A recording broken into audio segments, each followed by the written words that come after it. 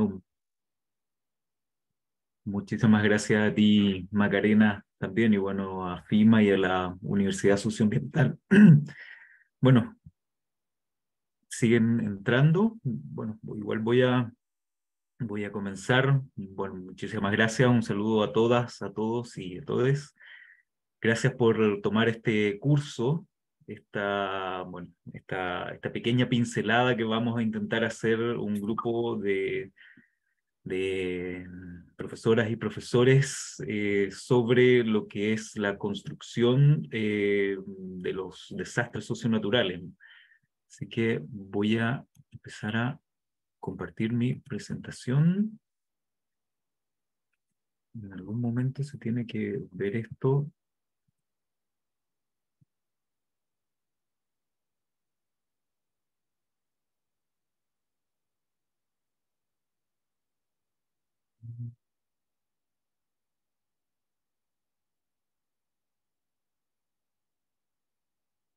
No, no lo ven todavía, ¿cierto? De momento no se ve todavía tu pantalla, Julián. Está tardando en cargar.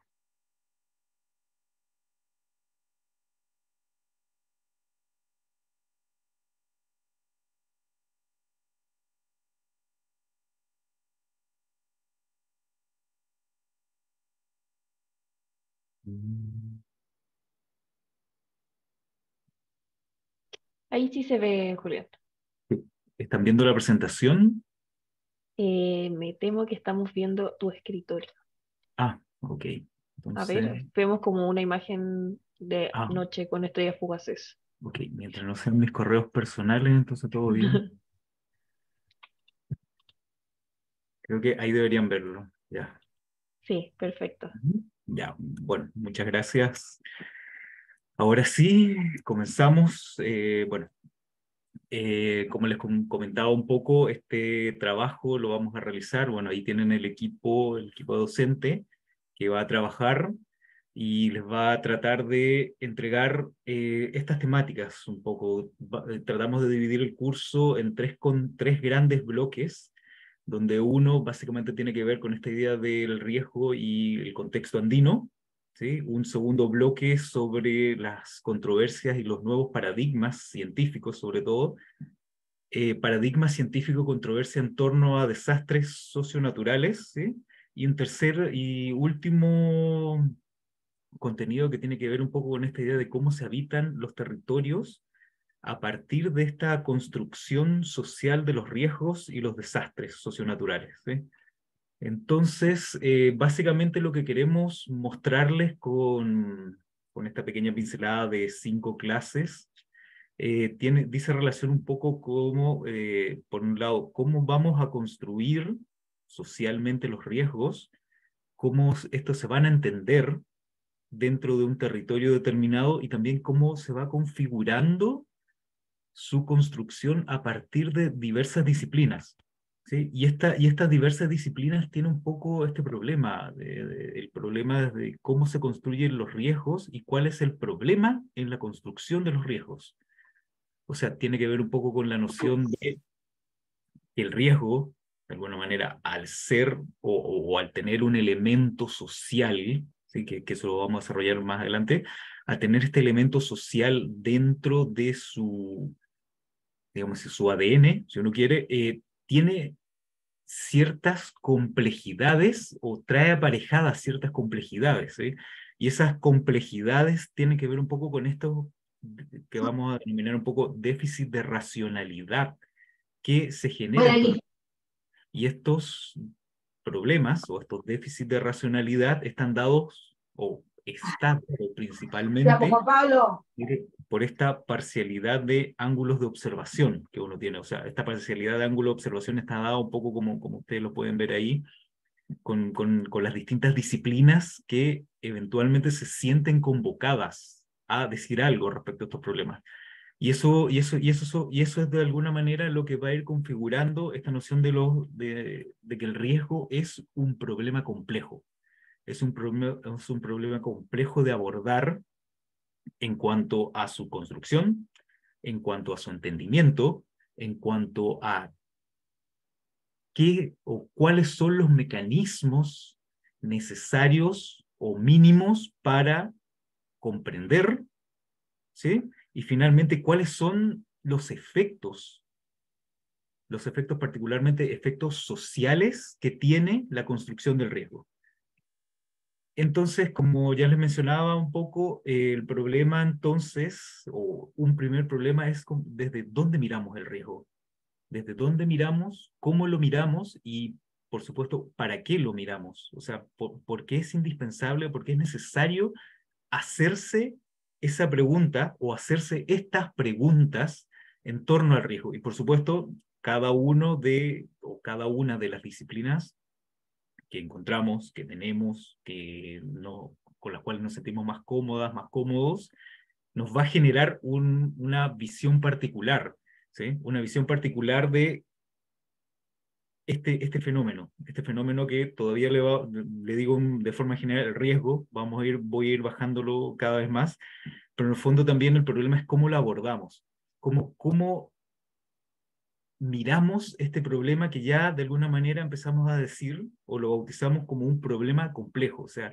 qué es lo que miramos y cómo lo miramos y desde dónde lo miramos. Entonces, una de las formas o una de las propuestas que vamos a tratar de materializar un poco o de presentarles tiene que ver un poco entender el riesgo no solo desde una disciplina, o sea, la ventaja de entender el riesgo desde una disciplina que por un lado es un enfoque reduccionista, digamos así, tiene que ver un poco con la precisión y la definición epistemológica que nos da, o sea, esta seguridad que nos otorga la propia disciplina en la cual nos desarrollamos, ¿sí? Luego, de alguna manera, si uno trata de avanzar y entiende o asume un poco que el riesgo es un problema complejo, bueno, podemos abordarlo desde la multidisciplina. La multidisciplina, claro, nos aleja un poco de este enfoque y este enfoque reduccionista y esta precisión epistemológica, pero claro, todavía no generamos esta necesaria armonía o comunicación entre las distintas disciplinas. O sea, todavía aquí el todo sigue siendo la suma de las partes, si uno quiere, ¿sí? Luego, que es más o menos el estatus en el que están las distintas aproximaciones de riesgo, tiene que ver un poco con una noción ya interdisciplinaria, o sea, en el sentido de que ya de alguna manera hemos generado o se han ido generando ciertos marcos y conceptos comunes. ¿Sí? De alguna manera hay puentes, hay diálogos, hay conceptos que trascienden cada una de las disciplinas involucradas o involucradas en la gestión del riesgo de desastre, en la reducción del riesgo de desastre o el riesgo en general, ¿sí? Que van generando ciertos marcos. Por ejemplo, hay ciertos conceptos transversales, el mismo concepto de riesgo, quizás la noción o el concepto de resiliencia, y así van trascendiendo la disciplina que le dio origen y van generando ciertos ruidos, ciertas irritaciones y ciertos puentes en otras disciplinas donde de alguna manera se va entendiendo este marco, ¿sí? Y finalmente, a lo que uno aspira o le gustaría aspirar para la comprensión holística del riesgo, tiene que ver un poco con esta visión que de un tiempo a esta parte se ha venido trabajando, que es esta visión un poco transdisciplinaria o una visión transdisciplinaria para abordar los problemas complejos. Ahora bien, ¿cuál es el problema quizás que de alguna manera todavía estamos muy lejos de eso? Las herramientas que tenemos en cada una de las disciplinas en las que trabajamos todavía están muy lejos de llegar a eso. Y lo otro, bueno, que necesariamente vamos a tener que renunciar a esa precisión epistemológica y entrarnos en una confusión y quizás una dispersión o una difusión epistemológica para poder eh, acercarnos a lo que puede ser este abordaje holístico, ¿sí? Y de alguna manera estas formas de aproximarse a la transdisciplina uno también la puede ver desde dos perspectivas o desde dos enfoques si uno quiere. Este enfoque, como uno podría decir, un enfoque modo uno, que es un enfoque constructivista, es una especie de transdisciplina dentro de la misma ciencia. O sea, dentro del sistema que conforma la sociedad y las distintas disciplinas, ¿sí? Que trabajan, que se configuran en torno a este problema, que para nosotros va a ser el riesgo y los desastres socionaturales. Y de alguna manera está este segundo enfoque para aproximarse, que es lo que uno denomina la transdisciplina modo 2, si uno quiere, que es más bien un enfoque democrático, o se podría aproximar a un enfoque democrático porque tiende a producir una, digamos así, una horizontalidad en lo que es el conocimiento o en el trasvasije de conocimiento entre la ciencia y la sociedad. ¿Sí? Entonces, cualquiera sea de los enfoques, cualquiera sea la forma de transdisciplina, ambas, por supuesto, son absolutamente válidas para aproximarse a este problema. Lo interesante es realizar el ejercicio de alguna manera, o asumir de que es necesario realizar este ejercicio para poder aproximarnos a este problema que es el riesgo, un problema extremadamente complejo, ¿sí? Como ya les señalé, y que de alguna manera está matizado por estos distintos ángulos de observación. ¿Sí? Y una manera, o una, digamos así, una de las principales barreras para ir despejando lo que es el riesgo es precisamente entender lo que no es incertidumbre, o de alguna manera entender qué es la incertidumbre. Porque si hablamos de riesgo, ¿sí? De alguna manera estamos hablando también de incertidumbres. Si hablamos de riesgo, estamos necesariamente entendiendo de que previo al riesgo probablemente nos encontramos frente a contextos de incertidumbres donde de alguna manera vamos a tener que tomar una postura, ¿sí? Como ya lo mencioné, o sea desde la disciplina, sea desde una situación de poder, si uno quiere, pero indefectiblemente lo que trae aparejado esto es la necesidad de despejar la incertidumbre, ¿sí? Y entender que incertidumbre no es sinónimo de riesgo, ¿sí? Sino que más bien el riesgo se empieza a producir o a generar una vez que la incertidumbre es despejada, ¿sí? De alguna manera, la incertidumbre es el gran problema, o digamos así, el gran tema, si uno quiere, que es necesario abordar o despejar, y si no se puede abordar o despejar, por supuesto, comprender y de alguna manera tematizarlo bajo alguna perspectiva para empezar a hablar de riesgos, ¿sí? Y de alguna manera también para hablar de incertidumbres, ¿sí? O para empezar a entender cómo se manifiestan las incertidumbres, uno también tiene que entender que esta incertidumbre es posible ser, es susceptible de clasificación, ¿sí? Y en ese sentido, bueno, la incertidumbre a grandes rasgos, uno puede entenderla desde dos perspectivas. O sea, una incertidumbre respecto al tipo de conocimiento que se tiene, ¿sí? En el sentido de que, bueno, es una incertidumbre respecto al conocimiento o la generación de conocimiento que tiene una disciplina, a la forma de aproximarse, y en ese sentido la incertidumbre puede ser fáctica, en el sentido de que ese conocimiento no existe, de hecho, por eso es fáctica, o sea, ese conocimiento no es posible adquirirlo, alcanzarlo, obtenerlo con los medios de una disciplina o de un conjunto de disciplinas, y también puede ser que ese conocimiento esté, pero de alguna manera dentro de la disciplina existen distintas percepciones o bien valoraciones de lo que significa ese conocimiento, ¿sí? O de lo que se genera a partir de los intentos de despejar esa incertidumbre. Entonces, de alguna manera, entonces ahí entendemos que la incertidumbre puede ser valorativa, o sea, de alguna manera hay conocimientos o existe una aproximación, pero dentro de la misma disciplina existen también distintas formas de valorar ese conocimiento y eso, digamos así, esas distintas valoraciones son la fuente o la causa de esa incertidumbre, ¿sí?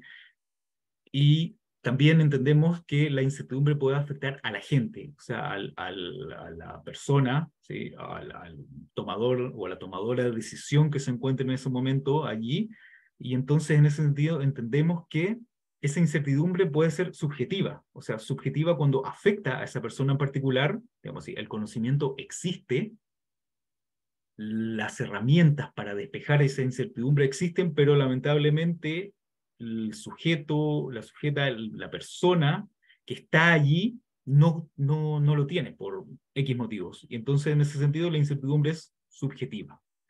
Y también puede ser la incertidumbre objetiva cuando digamos así, ese agente o ese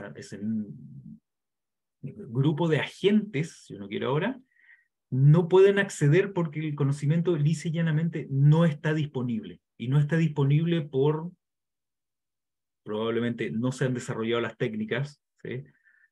No está disponible porque existen costes prohibitivos, o sea, digamos, costes prohibitivos en el sentido de que no es posible desembolsar la cantidad necesaria de recursos para generar ese tipo de conocimiento, ¿sí? No, esa incertidumbre es objetiva también porque quizás de alguna manera existen trabas legales para la investigación o trabas, o más que trabas legales, digamos así, restricciones legales para la investigación. Entonces esa incertidumbre no se puede, o sea, no se puede despejar, a pesar de que puedan existir las técnicas, por ejemplo, algunos, digamos así, la clonación humana, ¿sí? Y finalmente puede ser esa incertidumbre respecto a esta gente de manera objetiva cuando de alguna manera es el mismo sistema quien restringe, ¿sí? Es muy parecido a las trabas legales, pero es el mismo sistema que restringe cualquier posibilidad de investigación. ¿Sí? Pensemos, por ejemplo, un ejemplo muy sencillo, eh, el Tratado de No Proliferación de Armas Nucleares en Sudamérica. ¿Sí? O sea, no podemos desarrollar ese tipo de investigación y no podemos, porque hay un acuerdo en torno a eso. Y bueno, y respecto a sus causas, entonces, ¿sí? En, respecto a las causas que son o que concurren para generar esta situación de incertidumbre, como yo decía, bueno, técnicas humanas, costes prohibitivos, restricciones legales, falta de recursos, ¿sí? Y este concepto muy interesante que es la sociedad del riesgo. ¿Alguien conoce o había oído alguna vez sobre este concepto?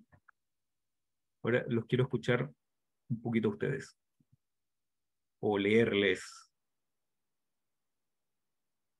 ¿sí? ¿No? ¿Les suena? En el chat están diciendo que sí, y Ujú, ahí mencionaron a Ulrich Beck. ujú, exactamente. Y si quieren abrir el micrófono y dicen algo, ¿sí? Yo encantado de escucharles también. Tenemos a Vicente Paso levantando la mano. Ujú, perfecto. Vicente, adelante. Hola, ¿se me escucha? Perfecto, Sí, sí. Sí, sí, bueno, en el fondo es lo que dicen de Ulrich Beck. Ujú, Es como eso de cuando la sociedad se empieza a ser consciente de que efectivamente las cosas que existen tienen algún peligro asociado a algunas circunstancias de sociedad que no habían tenido en cuenta anteriormente, ujú. como por decirlo brevemente. Sí, no, no, perfecto, sí. Es eso básicamente. Y eso está asociado a una contingencia muy particular. ¿Sabes cuál es? ¿Por qué a este señor se le ocurre en algún momento la sociedad del riesgo? Uy, no me acuerdo qué era en particular, lo vi hace poco, sí. Ujú. Bueno, fue lo que ocurrió en Chernobyl, particularmente. Ulrich Beck venía trabajando básicamente en esta idea, sociedad del riesgo, pero él lo estaba trabajando desde una perspectiva que es, la denominó la modernidad reflexiva, ¿sí? Todo que tiene que ver un poco con todos los procesos digamos así, se resume un poco en la discusión de la modernidad y la posmodernidad, pero él entiende de que esto es una modernidad que se piensa a sí misma y bueno, sucede esta contingencia en particular, que fue la explosión de los reactores en la central nuclear de Chernobyl, y bueno, se le ilumina la ampolleta si uno quiere ahí y dice, bueno, es que en realidad esto, además de reflexionar en torno a sí mismo, esta sociedad lo que está haciendo, bueno, genera sus propios riesgos. O sea, es una sociedad que además de pensarse a sí misma, en cierto momento, no tanto desde el punto de vista de lo que estaba pasando en el sistema económico, lo social, lo político, eh, eh, digamos, en lo cultural, ¿sí? Es una sociedad que a la vez se está caracterizando porque genera sus propios riesgos y de alguna manera quizás la reflexión en torno a esos riesgos va por esa vía. O sea, la reflexión en torno a cómo caracteriza o cómo se podría caracterizar esta nueva sociedad va por esa vía, ¿sí? Entonces él entiende, ¿sí? Perdón. Bueno, un micrófono abierto por ahí. Entonces él entiende de que además de pensarse a sí misma, esta sociedad produce sus propios riesgos y además de producir sus propios riesgos, comprende de que estos también han cambiado y han mutado de alguna manera, ¿sí? Entonces ahí les dejo así como muy brevemente esta idea de que hay antiguos riesgos, ¿sí? Los riesgos que uno podría concebir desde, o sea, que se entendió que existían en los siglos XVII, XVIII, XIX, ¿sí? Que la causa era natural, ¿sí? Que la base empírica para entenderlos era básicamente la observación, ¿sí? Que de alguna manera también eran calculables, porque imagínense, todo esto está basado en la idea de los riesgos de la marina mercante. Entonces, imagínense eso en la cabeza y tratan de entenderlo de que toda esta conceptualización va por ese lado, ¿sí? Que de alguna manera también los ámbitos son más chicos, más locales, ¿sí? Y también que la magnitud de ese riesgo es limitado, ¿sí? Y este señor, cuando comprende un poco esta idea de que existen riesgos mucho más amplios, que es generado por una propia forma de existir, ¿sí? Como de la sociedad, ¿sí? De esta modernidad reflexiva, ¿sí? Entonces cambia el paradigma. Entonces de alguna manera dice, bueno, que en realidad entonces estos riesgos ya, sus causas son humanas, ¿sí? Antrópicas, ¿sí? La forma de poder entenderlos más allá de, digamos así, de observarlos, es verlos desde un presente, tanto para mirar hacia adelante, por eso la anticipación, pero también reflexionar respecto de ellos. Y en ese sentido también la base epistemológica ya no es calculable, sino que es de alguna manera inconmensurable, incalculable, ¿sí? También el ámbito se amplía se excede las fronteras de lo que se creía también, y en ese sentido también la magnitud de lo que puede ser ese riesgo, una vez que trasciende las fronteras, se transforma también en ilimitado, ¿sí? Entonces, en ese sentido, volvemos a nuestro problema, ¿sí? Entonces, ¿cuál es el problema del riesgo? Y el problema básicamente del riesgo es que tenemos muchas miradas, muchas aproximaciones, muchas formas de entenderlo, ¿sí? Pero también existen ciertos elementos comunes, les voy a adelantar. Eso. Existen ciertos elementos comunes para ir sentando estas bases. Por eso le decía que cuando les presentaba como el estado de las disciplinas, de cómo abordarlo, en algún momento estamos en este proceso de entendernos bajo ciertos elementos comunes, ¿sí? Y de alguna manera uno de los principales elementos comunes es que el riesgo es una construcción social. O sea, no existe riesgo natural, no existe riesgo per se, o sea, riesgo desnudo, si uno quiere sin adjetivos, sino que este riesgo es una construcción social porque de alguna manera, por todos los elementos que ya les mencioné, y particularmente el elemento antrópico, ¿sí? Es y tiene sentido solo en lo social. También, como les decía, los riesgos no son naturales, las amenazas pueden ser naturales, los riesgos no pueden ser naturales, las amenazas. También, como les señalaba, el riesgo observa estas situaciones futuras desde condiciones presentes, pero también observa situaciones pasadas desde condiciones presentes, ¿sí? Tampoco el riesgo no es amenaza ni peligro, ¿sí? Son dos elementos que lo vamos a ver igual y lo vamos a despejar, ¿por qué no? Y también riesgo no es el desastre ni la emergencia, ¿sí? El riesgo tiene una condición, una situación particular previa al desastre y a la emergencia, ¿sí? Lo que sucede después de ello es la emergencia y el desastre. Previo a ello es el riesgo, y previo al riesgo tenemos la incertidumbre, ¿sí? Más o menos ese es el derrotero que vamos a seguir. Julián, ¿te puedo interrumpir un Ah, sí, segundo? por Lo que favor. pasa es que tenemos algunos comentarios en el chat que me imagino que son interesantes Sí, Para claro, el por diálogo favor. dice, sin personas o civilización no hay riesgo, como terremoto en desierto sin personas. Esa es una pregunta que hace Mauricio Monroy.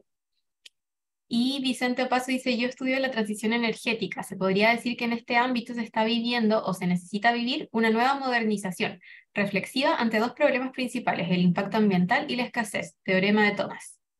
Ujú. Y teníamos una mano levantada por ahí de alguien que la bajó. Ya no la veo, si es que no sé si todavía quieren tomar la palabra, pero por mientras Carlita dice, ¿podría explicar por qué es incalculable estos nuevos riesgos? Muchas gracias.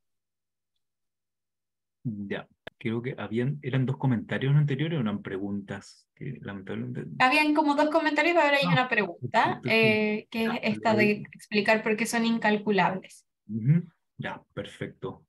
Pucha, lamentablemente no puedo ver los comentarios. Ah, aquí, y los activo entonces. Vale. ¿En el chat? Sí, ahora sí los veo. Ah, perfecto. Ya, ok, ¿por qué son incalculables los riesgos? De alguna manera porque, como ya les señalaba, lo que uno puede calcular son los efectos del riesgo, ¿sí? Lo que uno puede calcular de alguna manera son las consecuencias del desastre.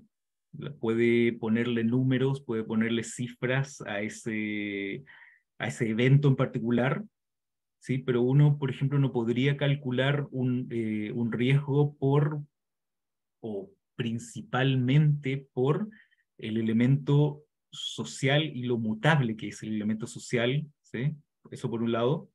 Y lo otro es incalculable, particularmente por la situación de que eventualmente pretender calcular un riesgo genera nuevos riesgos, ¿sí? A ver, me voy a explicar un poco. Eh, yo podría calcular el riesgo si lo bajo, digamos así, el riesgo de muerte de una persona, que es lo que hacen básicamente los seguros, ¿sí? Pero ese cálculo está basado bajo ciertas probabilidades, ¿sí? Que es que es un tipo de riesgo muy particular, ¿sí? No es el riesgo en general que estoy tratando de abordar, ¿sí? Y en ese sentido, ese riesgo, si uno quiere el riesgo de muerte de una persona que tiene una cierta ecuación, es calculable, ¿sí? El riesgo socionatural en general es incalculable precisamente por esa situación, por una situación de el ámbito que implica, ¿sí? Por la magnitud, porque también tiene muchos otros elementos y también, digamos así, situaciones normativas que van modificando la naturaleza de ese riesgo, ¿sí? Y también porque, como ya decía, generalmente está basado en estas situaciones de mirar el presente y el pasado perdón, mirar el futuro y el pasado desde condiciones presentes. Entonces, de alguna manera, eso lo hace incalculable, ¿sí? Eso no significa que después uno puede hacer una evaluación de riesgo, que es lo que hace lo seguro, y después eso no significa que uno puede hacer una avaluación, ¿sí? Ponerle el signo dólar, peso, lo que uno estime. No sé si se entendió un poco, Carlita, ¿era? Sí, era Carlita. Ujú, perfecto, muchísimas gracias. Y ahí Mauricio Monroy tiene otra pregunta. Ah, ¿Epistemología sería como la afectación de los riesgos sistemáticos? epistemología sería, aquí lo veo. Epistemologías. Supongo Sería que como, es respecto a la base epistemológica y que estábamos hablando de lo calculable y no sí, sí, sí. incalculable. La epistemología más bien tiene que ver un poco con cuáles son las condiciones que se desarrollan para entender los riesgos, ¿sí? Y lo otro, los riesgos sistemáticos, no entiendo, quizás el riesgo es más bien sistémico, si uno quiere. Sistemático vendría a ser como algo que se repite bajo una cierta modalidad, ¿sí? Dentro de un sistema. Cuando uno entiende más bien que cuando es un riesgo sistémico, ¿sí? Es más bien un riesgo que afecta desde un sistema en particular, digamos así, el sistema económico o la economía, afecta a otros subsistemas sociales, como puede ser la política, el derecho, no sé si a lo mejor se refiere a eso, pero epistemología tiene que ver con digamos así, con las condiciones para ir entendiendo y las herramientas que se van desarrollando para entender. Después les voy a mostrar una caricatura donde va a quedar un poco más claro a qué me estoy refiriendo con epistemologías también. Entonces, ¿sigo avanzando? Sí, súper. Muchas gracias. Perfecto. Bueno, entonces, ¿por qué nos importa? Bueno, entonces, ¿por qué nos importa el riesgo?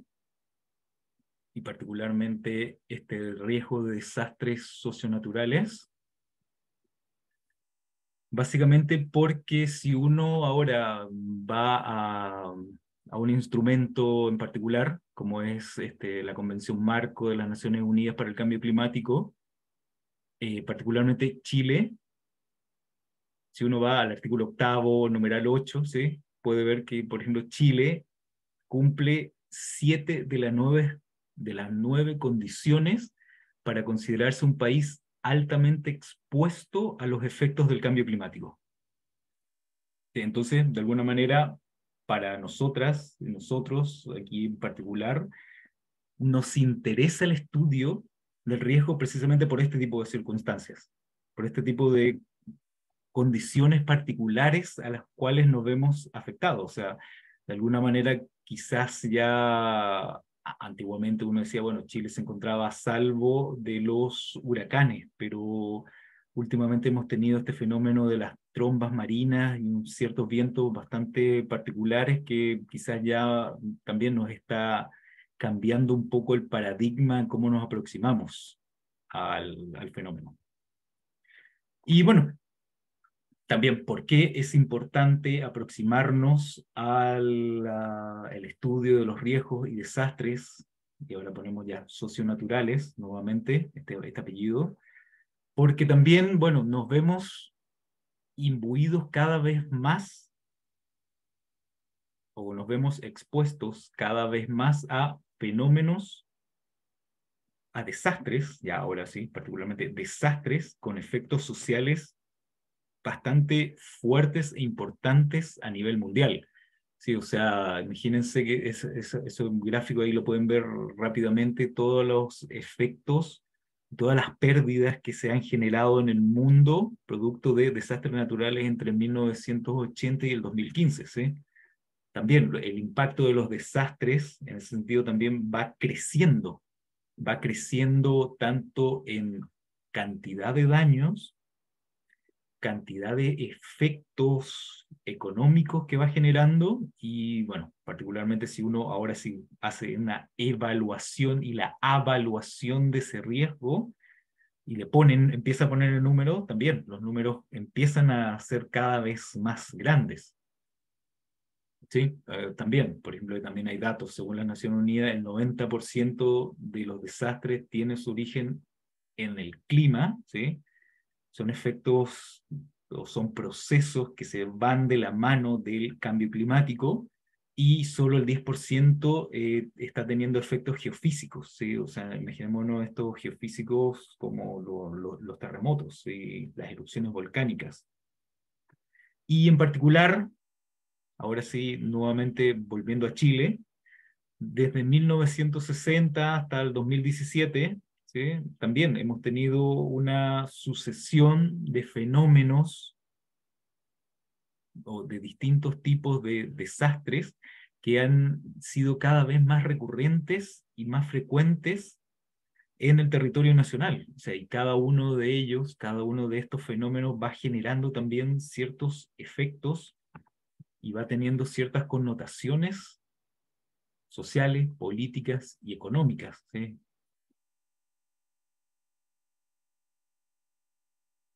Y todo eso también, ¿por qué nos importa?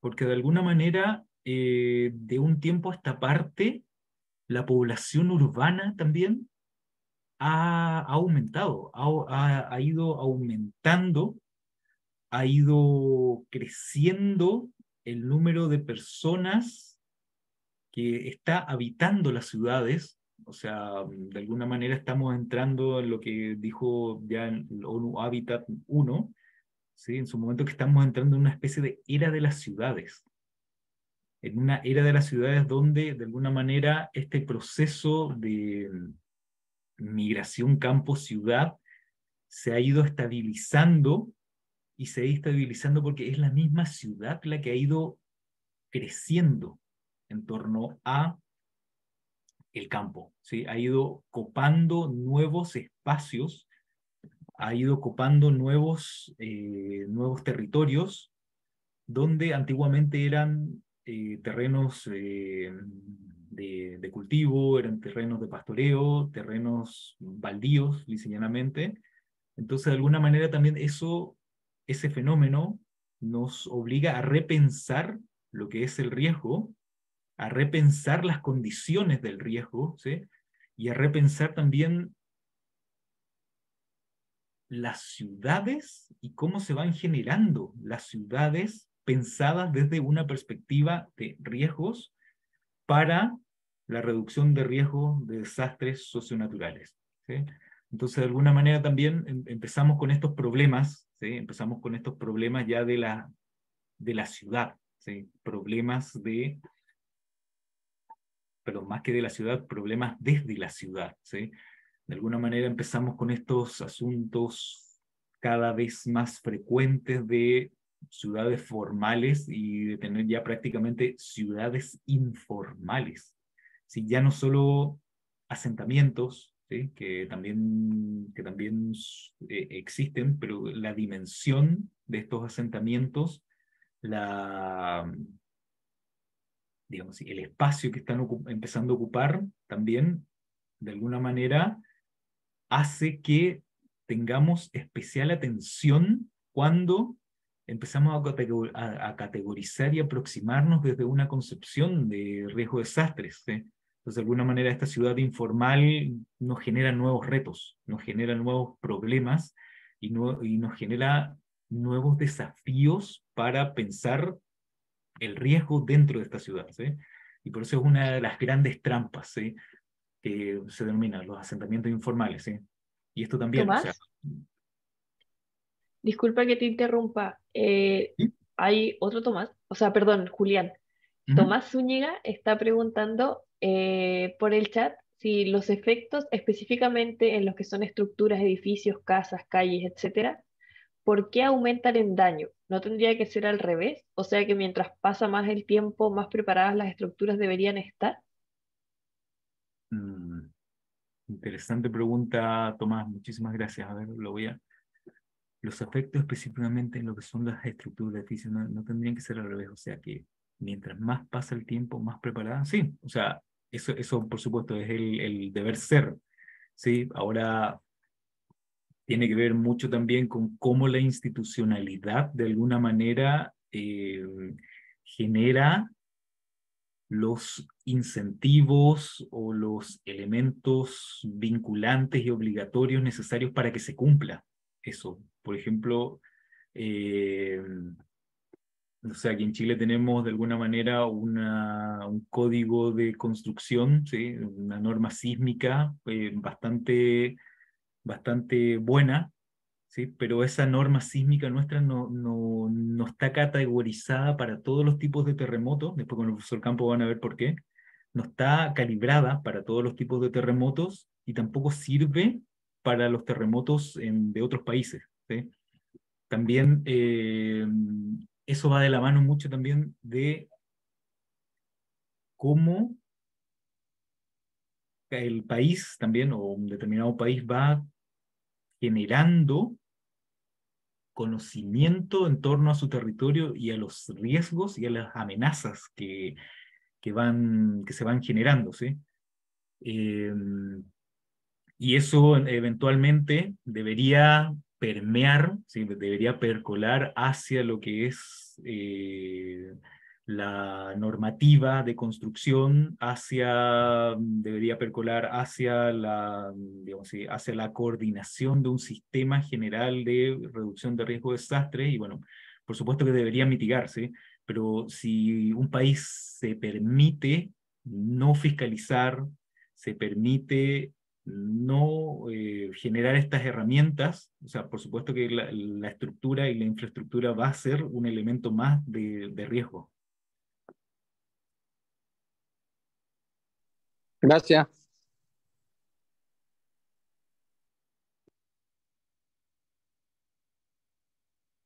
¿Hay otro comentario más?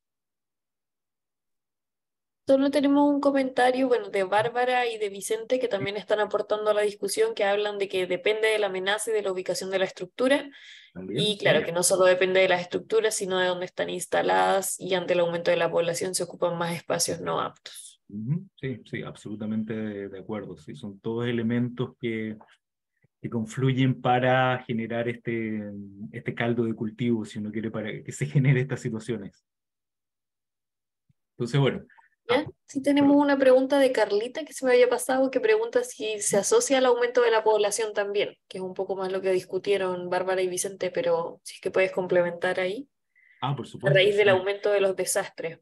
Ujú, sí, por supuesto, por supuesto aumenta, y de hecho aquí lo estaba mostrando también, influye el aumento de la población y por supuesto también cómo se va distribuyendo esa población en grupos etarios, ¿sí? O sea, de alguna manera las, las nuevas aproximaciones al riesgo o para los riesgos, para la reducción de riesgo de desastres, tienen que considerar también de que la población va envejeciendo, ¿sí? De alguna manera, la tasa de natalidad, particularmente en Chile, ha ido bajando bastante de manera sostenida en el último tiempo, ¿sí? Y de alguna manera también ese tipo de situaciones va generando nuevas condiciones que deben ser atendidas, ¿sí? Y claro, como dice también Carolina, que lo puedo ver, la densidad también, ¿sí? Por supuesto, son todos elementos que confluyen para hacer de alguna manera este gran panorama en torno a qué estamos haciendo con las ciudades, cómo estamos pensando y quizás de alguna manera también lanzar la pregunta posterior o como reflexión hacemos, ¿a quién estamos dejando en la construcción de las ciudades? ¿Sí? ¿A quién estamos dejando pensar nuestras ciudades? ¿Y cómo? ¿Sí? Y eso de alguna manera tiene que ver un poco con esto que viene ahora, ¿sí? Como la necesidad de nuevas agendas urbanas precisamente por este tipo de problemas, o sea, nuevas agendas urbanas que contribuyan a la reflexión de la ciudad, particularmente un desarrollo urbano sostenible, ¿sí? O sustentable.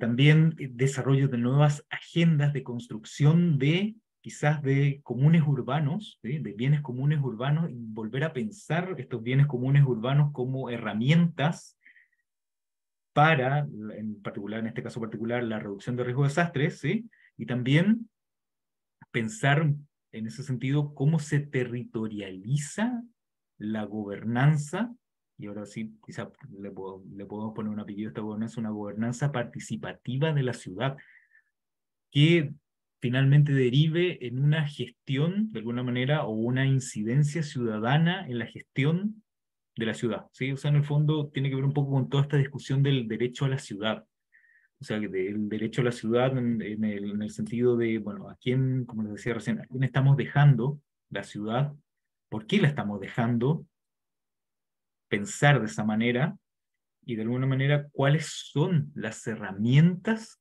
que nosotras y nosotros como ciudadanas y ciudadanos tenemos para incidir en esta nueva ciudad considerando este problema del riesgo, o este gran problema que es el riesgo. Y entonces, bueno, entramos ahora de lleno en lo que vendría a ser un poco ya la parte más conceptual de esta presentación, que es un poco cuál es el riesgo de hablar del riesgo, ¿sí? Un juego de palabras interesante, ¿sí? ¿Por qué? Porque básicamente, como ya les mencionaba, el riesgo es un concepto que depende mucho de la disciplina y la aproximación que uno tenga, ¿sí? O sea, es polisémico, y también, de alguna manera, es un concepto que no es pacífico en ese sentido. Es un concepto que tiene muchos elementos que confluyen para que se entienda de una manera u otra, y por eso es muy importante también entender esto que les señalaba, así como cuál es la aproximación al riesgo que se tiene, ¿sí? Para esta construcción del conocimiento del riesgo. Y aquí ya pueden ver cómo vamos adentrándonos en la pregunta que hacían anteriormente, cómo se realiza esta construcción epistemológica del riesgo, ¿sí? Entonces, cuando decía, la construcción o la aproximación epistemológica tiene que ver con la generación de las condiciones para conocerlo, tiene que ver un poco con tres elementos básicos, ¿sí? Que por un lado es la percepción del riesgo, ¿sí? La percepción de cómo lo vemos, así a simple vista, quizás, de una manera muy pura y simple. La evaluación del riesgo, ¿sí? O sea, la evaluación del riesgo que tiene que ver un poco con, ya lo vi, ahora trato de desplazarlo en el espacio donde vivo, en el tiempo, el espacio-tiempo, y evaluar qué es lo que hay a mi alrededor, ¿sí? Y finalmente, cuando se produce el desastre, empezar con esta noción de gestión del riesgo, o quizás previo al desastre, ver cómo gestiono para que no se produzca ese evento que ya eventualmente, producto de mi percepción y mi evaluación, lo acabo de enmarcar bajo una cierta condición. Es decir, bueno, como lo ven ahí, por ejemplo, tengo esa roca, un despeñadero, lo veo que hay ciertas condiciones, quizás movimiento sísmico, el viento o otra situación, el agua, que eventualmente podría afectar a que esa roca caiga y bueno, la roca cae. ¿Y qué es lo que hago en ese proceso en que sé que la roca va a caer y cuáles son las herramientas que puedo generar para que una vez que caiga esa roca no genere algún tipo de daño? Y para aproximarnos a eso, a ver, ¿sí? Hay una mano levantada. Carlita, adelante. Sí. Y quería consultar si la gestión del riesgo involucra la gestión de que propiamente no se produzca el riesgo o de disminuir o prevenir los efectos del riesgo. Mm, buena pregunta, gracias Carlita. Depende de la aproximación que usted tenga, porque tampoco la gestión del riesgo es digamos, un concepto pacífico. Hay muchos que entienden que la gestión del riesgo son todas las medidas previas para que no se produzca ese fenómeno en particular que uno ya lo tiene observado y evaluado, ¿sí? Que son las gestiones anticipatorias, prospectivas, preparatorias, y hay otra escuela que sostiene que en realidad la gestión del riesgo tiene que ver más bien con esta idea del management, o sea, con la idea de que uno tiene que realizar todo este tipo de gestiones para que una vez ocurrido el fenómeno se mitigue. Entonces, básicamente, ¿cuál es la aproximación que usted tiene? Va a encontrar unas dos definiciones.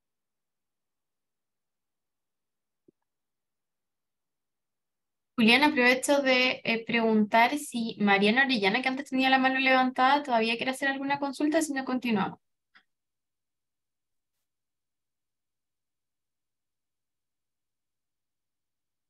Parece que no. Ujú. Ahí sí. Mm, Mariana, no te escuchas.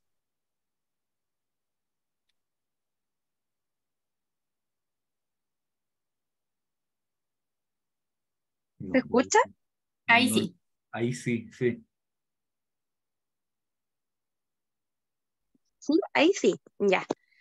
Bueno, primero gracias Julián por este curso.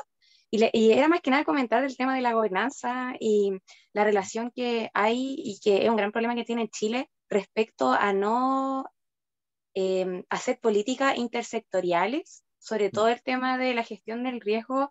Creo que está muy implicado hacer eso, sobre todo respecto a las viviendas informales y y la política que hay de gestión del riesgo, articularla sobre todo con este contexto de crisis habitacional que hay. Porque igual hemos visto que las tomas son al lado de los bordes de la ribera del río, son la mayoría de la gente afectada son porque no tienen acceso a la vivienda. Pero más que nada eso de comentar igual ese tema que está muy relacionado con el concepto de gobernanza. Ujú. Sí, bueno, muchísimas gracias. Y sí, efectivamente, o sea, todos estos pasos previos de entender el riesgo, entender el contexto del riesgo, entender cuáles son los elementos que configuran el riesgo, nos llevan posteriormente, claro, a generar estas instancias de gobernanza o algún modelo de gobernanza que se haga cargo de la coordinación de estos distintos intereses, ¿sí? Distintos intereses y también la coordinación de los distintos actores involucrados. Y claro, por supuesto, es el eslabón, digamos así, final de esta cadena, el más importante, pero también el más débil, si uno quiere.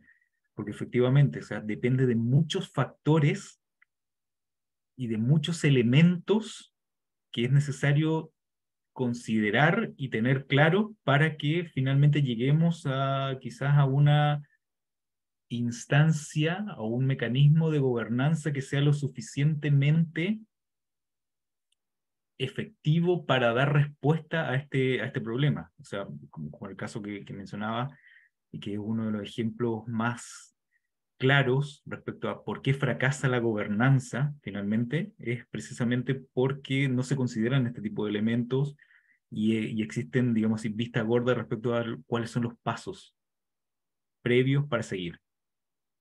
Así que, bueno, muchísimas gracias por el ejemplo y también por poner este concepto que lo quería abordar más adelante, pero igual es súper Perdón por importante tenerlo. adelantarme.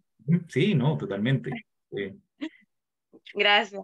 Es bueno porque también gobernanza es algo, es un concepto que ha costado mucho que permee en la institucionalidad y se usa mucho, se habla mucho y se sabe poco. Entonces, Sí, es que muchísimas gracias. también está este tema de un concepto de gobernanza, pero que al final se aplican políticas top-down. Y claro, sobre todo el tema de la ciudadanía se deja a un lado y para hacer una gobernanza efectiva necesitamos más que nunca la ciudadanía.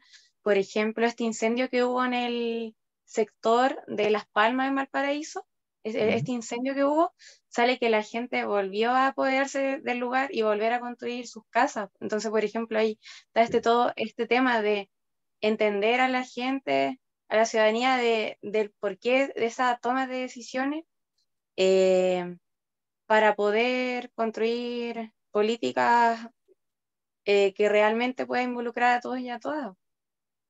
Sí, sí, absolutamente. Y eso es una de las cosas, como mencionaba, ¿por qué falla la gobernanza? Porque precisamente quizás con buenas herramientas previas de política pública, de ordenamiento territorial, de facilidades quizás o flexibilidades por parte del Estado para regularizar los terrenos, que es el gran problema quizás de los asentamientos informales, de por qué la ayuda muchas veces no llega, hacen que, claro, cuando queremos o tratamos de generar instancias mucho más amplias, no funcionen, porque tampoco entendemos los pasos previos para llegar a esta gran instancia. Así que bueno, volviendo al riesgo, entonces para tener un poco claridad de qué es el riesgo, porque todavía no hemos hablado de riesgo, ¿sí? Llevo 50 minutos y todavía no le he dicho qué es el riesgo. También hay mitos respecto a qué es lo que se entiende en torno al riesgo, o qué se ha entendido en torno al riesgo y que en realidad parece riesgo, pero no es riesgo, ¿sí? Entonces, de alguna manera, este primer gran mito que ya hemos venido despejando tiene que ver con esta idea de que el riesgo no tiene una definición clara, ¿sí? El riesgo, dependiendo de la disciplina, dependiendo de la persona, dependiendo del sistema social, dependiendo de muchos if previos, ¿sí? El riesgo tiene una definición que no coincide con otras definiciones probablemente. Y puede ser este evento, o sea, se confunde el riesgo con la emergencia quizá, con el desastre, se confunde el riesgo con la causa. También se refiere mucho que el riesgo es esta probabilidad de eventos, ¿sí? Entonces, de alguna manera, no tiene este concepto claro, ¿sí? Entonces, un primer gran mito es entenderlo, pretender decir que el riesgo tiene una definición clara. Un segundo elemento tiene que ver con la magnitud, ¿sí? Que de alguna manera este riesgo puede ser medido, y como ya lo mencioné, que puede ser medido, puede ser calculado, perdón, que puede ser medido, ¿sí? Que puede ser conmensurado, ¿sí? Y de alguna manera esto, como ya les adelanté en la respuesta a la compañera, tiene muchos elementos previos y no hay que confundirlo con la medición, con la evaluación y la avaluación, que son dos procesos posteriores, ¿sí? De alguna manera que el riesgo no puede ser medido significa reconocer de que no es neutral, que es multifactorial, que tiene muchos elementos que hay que considerar para su determinación, pero eso no significa que uno pueda evaluarlo, ¿sí? O sea, evaluarlo es decir que de alguna manera los riesgos tienen un costo, pero decir que los riesgos tienen un costo es asumir también de que de alguna manera pueden ser necesarios ciertos recursos, ¿sí? Y ahí entramos a la evaluación, ¿sí? O sea, son distintas escalas para abordar este problema, pero eso no significa de alguna manera decir que no se puede evaluar, que no se puede avaluar, ¿sí? Pero son, como les digo, son distintas escalas para aproximarse. Una cosa es entender de que es un fenómeno extremadamente amplio, luego que yo puedo evaluar dentro de esa amplitud, esa magnitud inconmensurable, puedo focalizarme en una situación particular y puedo evaluarlo, y esa evaluación eventualmente me va a llevar a una evaluación del riesgo, a ponerle cifra. ¿Sí? Pero reconocer que de alguna manera puede ser medido es un mito. O sea, más allá de, o sea, decir que solamente puede ser medido y porque yo puedo calcularlo, no es una buena aproximación. ¿Sí? También esta idea que es bastante polémica, ¿ya? De alguna manera, que los tomadores de decisiones, ya en este caso, tienen en cuenta todo el riesgo, ¿sí? Y como ya les mencioné al principio, cuando uno acepta y cuando uno entiende de que uno de los principales problemas es la incertidumbre que afecta para la toma de decisiones, entonces uno no puede decir que el riesgo siempre es considerado por el tomador de decisiones, ¿sí? Siempre va a haber algún elemento, siempre va a haber alguna situación que va a escapar, sea por una, digamos así, una miopía en cuanto a su formación, digamos así, sea por una mala información, sea por una mala evaluación, siempre va a haber algún elemento que va de alguna manera a sacar, o sea, un elemento que va a estar fuera de la ecuación y que no va a ser considerado. ¿Sí? También tiene que ver un poco con la forma en que actuamos, en que vivimos. No podemos saber todo, si uno quiere. Finalmente también, y quizás aquí me gustaría sus opiniones, si las decisiones sobre riesgos la tienen que tomar expertos en riesgo. Ahí yo les dejé un poco lo que dice Hanson al respecto, y también hay un par de preguntas a modo de provocación respecto a quiénes toman las decisiones en riesgo. Si en verdad tienen que ser los expertos en riesgo, o los expertos en riesgo solamente son a quienes tienen el rol de comprender la información y entregarla. Y esa decisión finalmente corresponde al sistema político. No sé qué les parece a ustedes.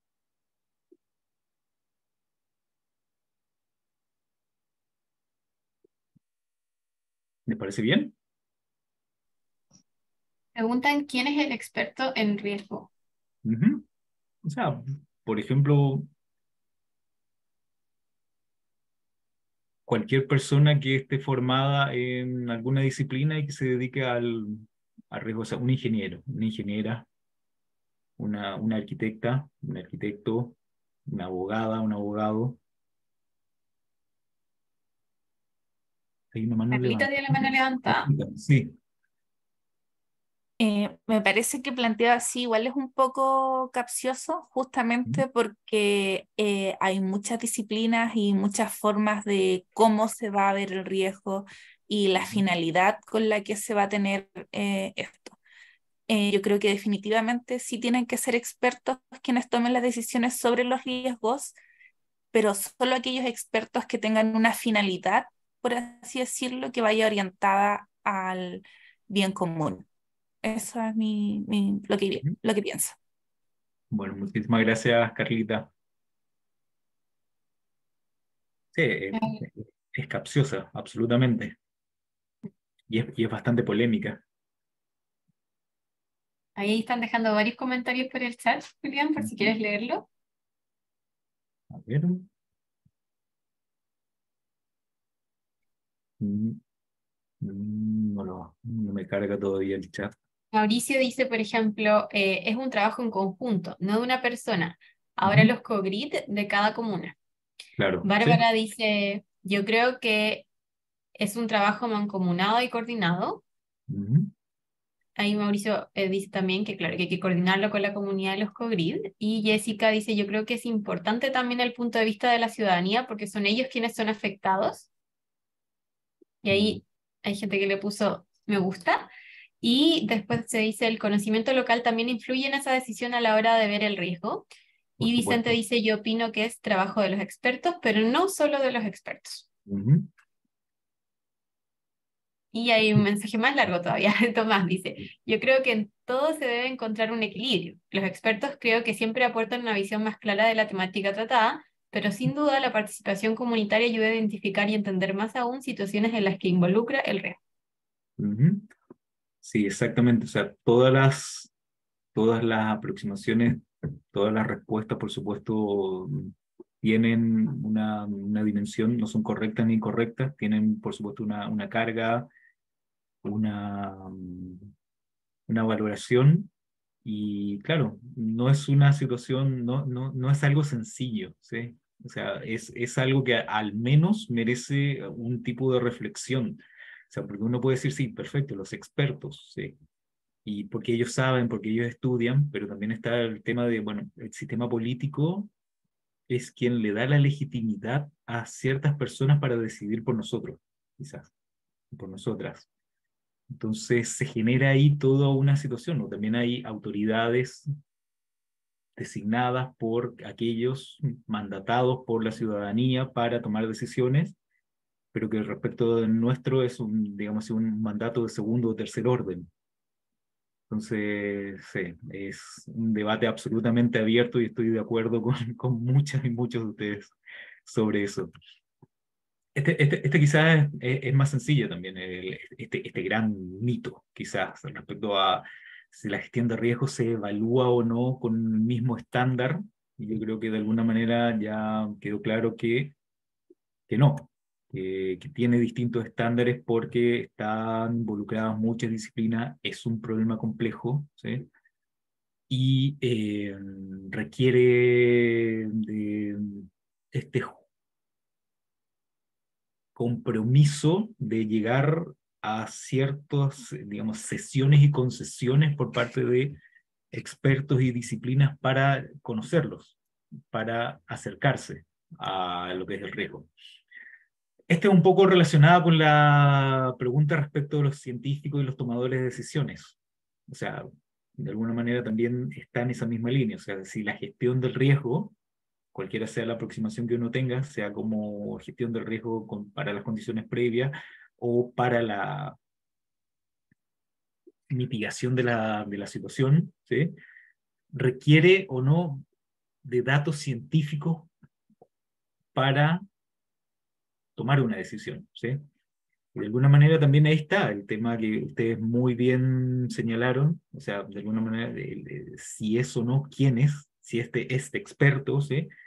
Y cuando uno pone al experto, por ejemplo, decir, bueno, ese experto con ese conocimiento científico, ¿sí? ¿Qué tan asentado y consensuado ese conocimiento que tiene. Entonces, de alguna manera ahí se nos abre nuevamente otra arista, se nos abre otras nuevas preguntas respecto al riesgo y a este experto, a esta experta en riesgo, y digamos así, como lo señalaba, o sea, cuál es la lente o el lente con el que se está aproximando el problema, ¿sí? Y de alguna manera también si la decisión es tomada en equipos, cómo cada uno de este equipo es capaz de comprender para aportar a la solución del problema. Entonces, también es un mito bastante importante e interesante de discutirlo. Sí, Carlita. ¿Cómo podría afectar quizás el financiamiento privado de ciertas investigaciones o para la generación del conocimiento científico respecto de las ciertas cargas, sesgos que pudiera tener y en base a eso, cómo lograr un consenso en algún momento? Sí, no, es súper interesante y eso está un poco engarzado con la pregunta o con el comentario que hizo la compañera antes respecto a la gobernanza. O sea, de alguna manera tiene que ver con cómo se va estructurando o cómo se, digamos, desde el Estado particularmente se va estructurando esta gobernanza respecto al conocimiento científico. Porque, bueno, particularmente desde mediados del siglo XX en adelante, uno puede decir, bueno, que paulatinamente el Estado se ha venido retirando de ciertas áreas, sobre todo el área científica, por temas económicos y por temas de capacidades, ¿sí? Y ha ido dejando esas áreas al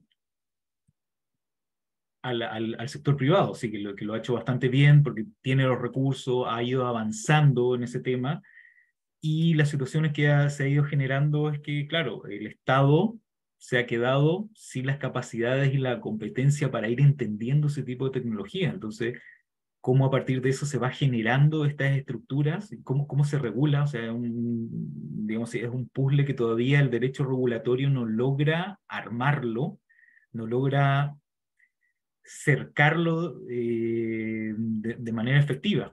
¿Sí? Uno puede decir, bueno, podemos confiar en modelos de autorregulación del sector privado respecto a cierto tipo de tecnología o conocimiento bueno, autorregulación de sus riesgos, ¿sí? Que ellos mismos generen los estándares, que hay situaciones que se generan así, o avanzamos hacia mecanismos de autorregulación reconocida, ¿sí? O sea, en el fondo que el mismo sector genere sus normas y el Estado las reconozca, o derechamente entramos a que el Estado regule ese tipo de situaciones. Entonces, claro, se da ese juego en esa pregunta que es súper interesante y que tiene que ver un poco con la regulación de los riesgos y cómo la institucionalidad genera las condiciones para que se regule y cuál es el mecanismo finalmente que va a regular. O sea, también está la noción de que quizás hay una regulación por remisión, que se llama, que puede ser una regulación donde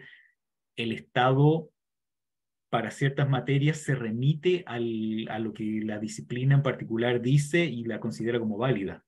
Entonces, se nos abre un abanico bastante interesante de regulación de riesgos ahí que quizás da como para 2 o 3 cursos derivados de esto. Creo que hay un par de preguntas. El tema es como los estudios que hacemos. Ah, sí, ok. Voy a avanzar un poco en honor del tiempo. Entonces, claro, finalmente tenemos esta séptimo mito, ¿sí? En torno a que la ciencia, los científicos, las disciplinas pueden anticipar y detectar los riesgos. También una sentencia bastante provocadora respecto al rol de los científicos, al rol de los tomadores de decisiones y al grado de desarrollo, o sea, si somos o no capaces de anticiparnos y detectar los riesgos. Y eso quizás también depende mucho del estado del arte que tenga cada una de las disciplinas. Por ejemplo, yo admiro mucho la capacidad predictiva que ha logrado la meteorología últimamente. Y ese tipo de desarrollos, ese tipo de situaciones también ponen en cuestionamiento mucho de los paradigmas del riesgo, o sea, particularmente este mito, o sea, no sé, en el último gran evento meteorológico que tuvimos acá en Chile, claro, básicamente la meteorología uno podría decir, anticipó o generó ciertos pronósticos donde decían, bueno, va a caer X cantidad de agua, se van a generar ciertas situaciones, va a durar X cantidad de tiempo, y se aproximó bastante. Entonces, de alguna manera, este último gran mito, quizás también es un mito que está ya cuestionado. Uno quizás podría decir, sí, de alguna manera es una excepción en la meteorología y en realidad el resto de las actividades sí, es casi imposible anticipar y detectar los efectos. Y particularmente esto va ligado con la noción de riesgo sistémico, ¿sí? Que lo voy a ver al final. Ahora bien, ¿cómo llegamos entonces? ¿Cómo vamos construyendo? Ahora sí, vamos a empezar a hablar de riesgos. Después de toda esa introducción, ahora sí, vamos a empezar a hablar de riesgos. Entonces, ¿cómo se ha ido construyendo, particularmente en términos conceptuales, la noción o el concepto de riesgo? ¿Sí? Y una de las primeras aproximaciones influyentes tiene que ver con el trabajo realizado por Mary Douglas. ¿Sí? Ella es una antropóloga inglesa, antropóloga, arqueóloga, etnógrafa, tuvo varias facetas dentro de su derrotero de trabajo. Y ella, lo interesante es su aproximación al riesgo como una construcción social. Particularmente fue una de las primeras que postuló la idea de la construcción, de que el riesgo era una construcción social, pero desde una perspectiva cultural, ¿sí? Así como muy a grandes rasgos. Lo que ella hizo en realidad fue visitar, irse a vivir con muchas tribus en distintas partes del mundo y ver cómo ellos, particularmente tribus que estaban elegidas, o sea, tribus cerca de volcanes, cerca del mar, tribus que tenían ciertas condiciones particulares, ¿sí? Y estudió un poco cómo se relacionaban ellos con estos fenómenos, ¿sí? Que en ese momento eran como los desastres naturales, ¿sí? Entonces, de alguna manera, ella empezó a entender de que el riesgo era una especie de percepción basado en una construcción cultural, ¿sí? O sea, de alguna manera, las comunidades que se veían expuestas a este riesgo generaban ciertos lazos con ese riesgo, ¿sí? Generaban lazos con la amenaza, generaban lazos con el desastre. Entonces ella dijo, bueno, en realidad, entonces lo que hay aquí, esa construcción cultural que hacen, esa aproximación y esa relación que ellos tienen, en realidad hay aquí una especie de noción de riesgo aceptable, o hay una construcción de riesgo basado en que están aceptando ciertas condiciones para vivir en ese entorno. Entonces ella dijo, bueno, en realidad quizás el riesgo es una construcción cultural donde eso que se construye es una idea de riesgo aceptable. O sea, nosotros aceptamos vivir aquí porque generamos este vínculo, esta relación con ese entorno, con ese medio ambiente, y en la medida que vivimos, aceptamos y generamos esas condiciones, y bueno, ese es el equilibrio, y esa es la construcción que se hace, ¿sí? Lo interesante es eso, que a partir de esa construcción se genera esta idea de la noción del riesgo aceptable o la aceptabilidad del riesgo, que es súper importante después para las construcciones normativas que uno hace, ¿sí? Después tenemos esta idea también de Niklas Luhmann, ¿sí? Que él más bien desde la teoría de sistemas hace este aporte, y bueno, partiendo de la complejidad de la sociedad moderna, ¿sí? Entendiendo que estamos frente a problemas complejos, entendiendo de que estamos frente a ciertas especializaciones que cada uno de los subsistemas sociales ha realizado. O sea, por ejemplo, el sistema económico se especializó en determinados tipos de comunicaciones para generar respuestas a la sociedad. El derecho hizo lo otro, la política hizo lo otro, y así. O sea, eso significa esta idea de la sociedad funcionalmente diferenciada. O sea, los sistemas sociales se diferenciaron en funciones, y esas funciones son comunicaciones, ¿sí? Entonces, bajo esa premisa, Luhmann entiende entonces de que, bueno, el riesgo es un problema de decisión de un sistema y de atribución de las consecuencias de ese sistema a otro, ¿sí? Entonces, básicamente es esto. O sea, en el fondo es un problema del sistema con su entorno, ¿sí? El sistema, pongamos cualquier sistema social, digamos, la política, uno podría decir, el riesgo es un elemento del sistema político, y el peligro es todo lo que está afuera, lo que está en su entorno, ¿sí? Entonces, a partir de eso, entender la vulnerabilidad del sistema político significa también entender el riesgo, y lo que está fuera del sistema es la exposición que tiene ese sistema, y así, sucesivamente. O sea, y ahí lo particular, o lo interesante también es entender esta idea, de que el riesgo es un elemento del sistema, interno del sistema, y que es el problema del riesgo entonces se transforma a quién atribuye ese riesgo, a qué sistema se atribuye, y cómo ese problema de atribución se transforma también en un problema entre quién decide el riesgo y quién soporta esa decisión. Y ese elemento es interesante porque después, para Ulrich Beck, que ya lo vimos, para su idea de la sociedad del riesgo, entonces, él dice, bueno, si el riesgo es una relación entre quien decide y quien soporta esa decisión, en realidad el riesgo entonces es una relación de definición. O sea, en el fondo el riesgo es un problema digamos así, de iniquidad del poder, ¿sí? O sea, quien define el riesgo en el fondo es quien tiene la condición de definir, por un lado, qué es el riesgo, y por otro lado, quién lo soporta. ¿Quién soporta ese riesgo? ¿Sí?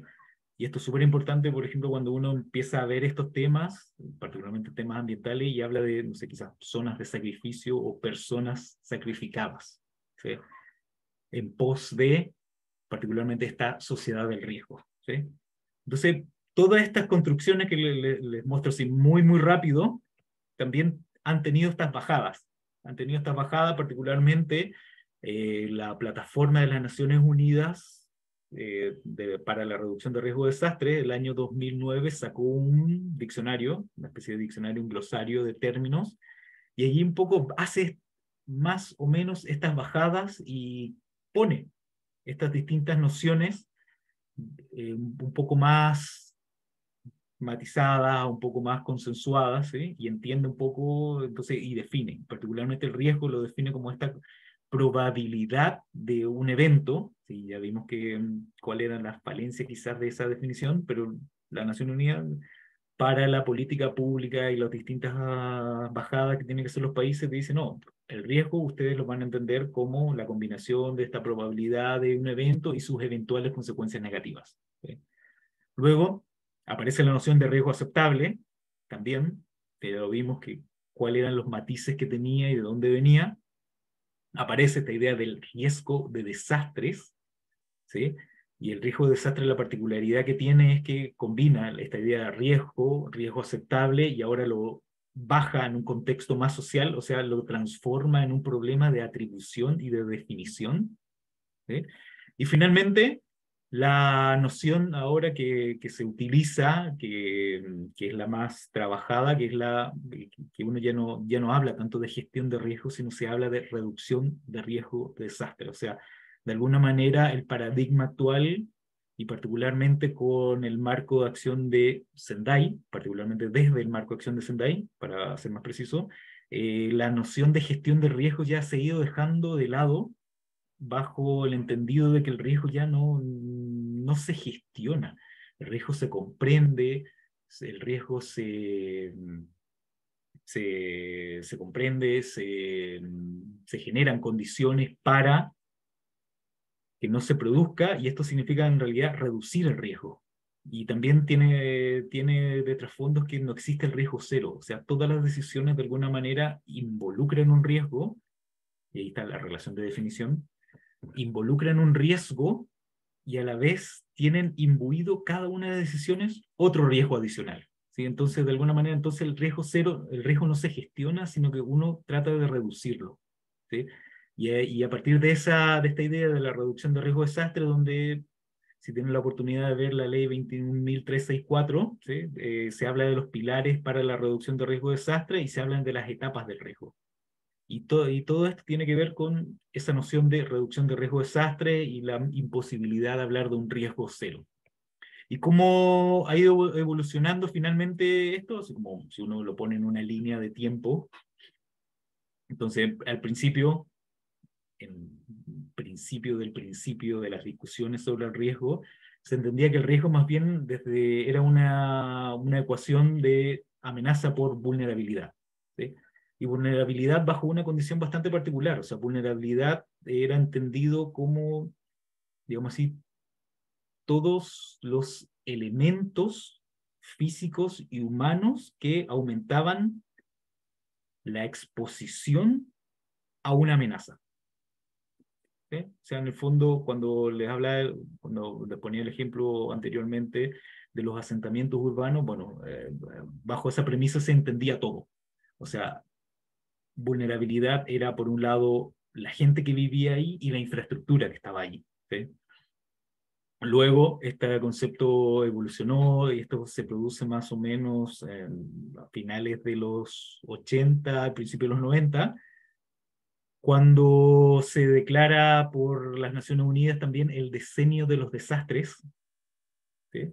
Entonces se reactualiza, se repiensa, se revitaliza esta ecuación de qué se va a entender por riesgo. Entonces se entiende, bueno, en realidad ahora la premisa no es que el riesgo exista y sea una combinación de amenaza por vulnerabilidad, sino que de la vulnerabilidad se saca y se dice, no, la exposición es un elemento distinto. La exposición es un elemento distinto de la vulnerabilidad. ¿Por qué? Porque en la exposición están las otras condiciones físicas que la vulnerabilidad no me entrega.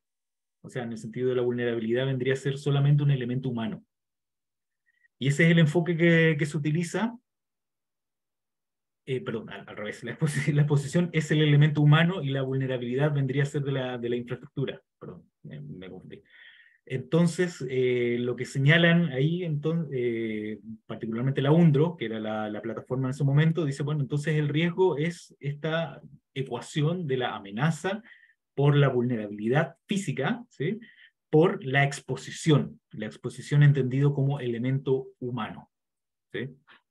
Esta idea dura más o menos hasta el año 2005, ¿sí? Que es cuando entra en vigencia el marco de acción de Hyogo, que bueno, tiene la particularidad de ser el primer instrumento internacional abocado exclusivamente a la gestión de riesgo de desastres.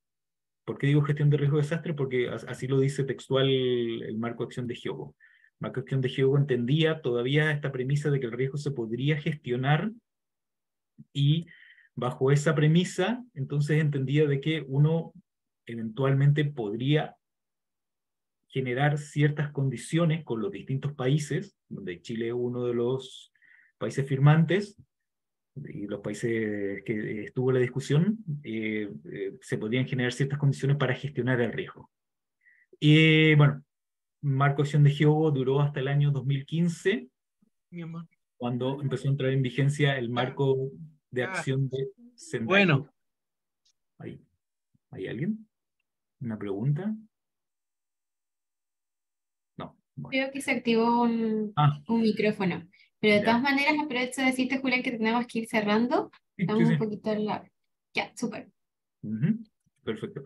Y bueno, finalmente el marco de acción de Sendai, que es el que está vigente, va a estar vigente hasta el año 2030, ¿sí?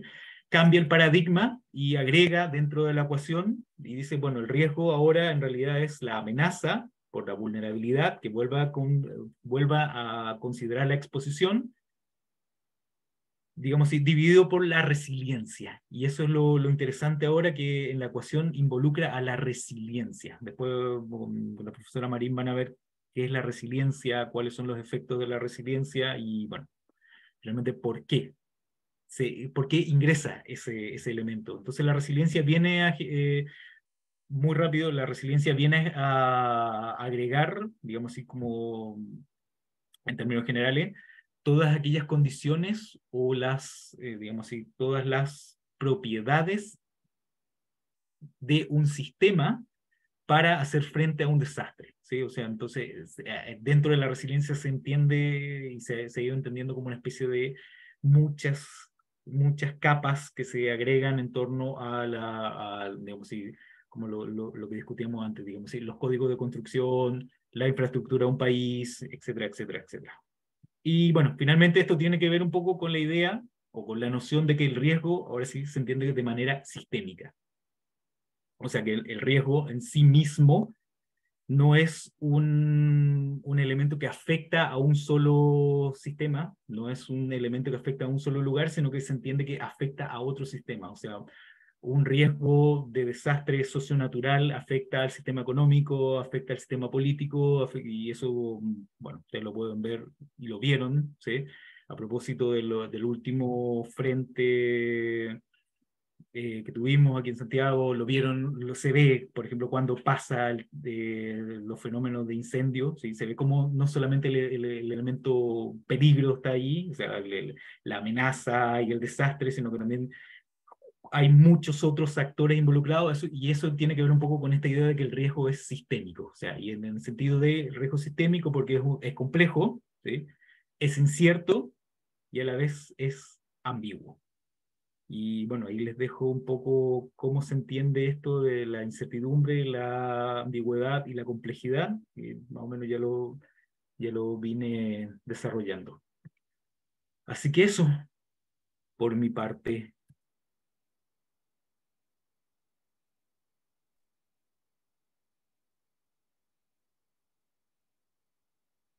Perdón, ahí sí, tenía el micrófono silenciado. Muchísimas gracias, Julián. Fue muy interesante la clase. Yo soy antropóloga, entonces también varios temas de los que tocaste me parecieron, desde un punto de vista cultural también, muy, muy interesantes. Ahí había un cruce interesante también. Y creo que las conversaciones que se generaron permitieron resolver bastantes dudas. Así que les invito a que sigan participando de las sesiones que siguen. Te vamos a pedir la presentación para que la podamos también compartir al resto. No sé si tú vas a querer ocupar el Padlet que tenemos para este curso. Perfecto, entonces ahí vamos a ir alojando toda la información para que ustedes también puedan acceder. Y bueno, agradecerles por su convocatoria, por ajustarse al tiempo y que vayan a descansar. Muchísimas gracias. No, perfecto, y muchísimas gracias a ustedes también por escucharme y bueno, por sus preguntas, comentarios y bueno, lectura sí, vamos a subir toda la plataforma, esta clase y bueno, cualquier cosa, por favor, pregunten, contáctense con nosotras y nosotros, ningún problema. ¿Sí? Gracias. Ahí Benjamín estaba preguntando si es que recomendaban alguna lectura. Podemos pedírtelos después y la podemos subir también. Les voy a subir, sí, no se preocupen. Súper. Uh-huh. Que esté muy bien. Chao, chao. Igualmente, muchas gracias. Chao. Chao, muchas gracias.